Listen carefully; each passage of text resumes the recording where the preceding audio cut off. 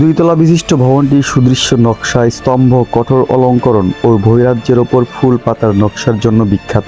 রাজবাড়ির চারপাশে নিরাপত্তার জন্য পরিখা খাল খনন করা হয়েছিল তখনকার আমলে।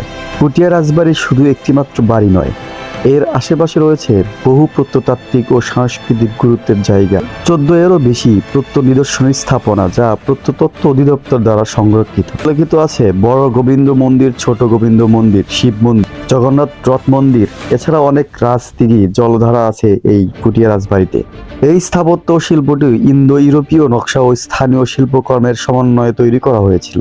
এখানে পুরাতন জমিদারি, পদ্মা নদীর জীবন্ত সংস্কৃতি, শিক্ষাকেন্দ্র এবং বিভিন্ন ঐতিহাসিক নিদর্শন আছে। এই শহর শুধু নদীর জন্য নয়, পরিচিত শিক্ষা ও সংস্কৃতির শহর হিসেবেও রাজশাহী বিশ্ববিদ্যালয়, সবুজ প্রান্তর, ঐতিহাসিক স্থাপনা আর আমের রাজধানী হিসেবে রাজশাহী রয়েছে আলাদা পরিচয়। এখানকার মানুষ সহজ হাসিমুখে ভরা আর জীবনের প্রতি শান্ত দৃষ্টিভঙ্গির প্রতীক। সময় আর অবহেলায় রাজবাড়ির জৌলুস অনেকটাই স্নান হলেও আজও পুটিয়া রাজবাড়ি দাঁড়িয়ে আছে ইতিহাসের নীরব সাক্ষী হয়ে।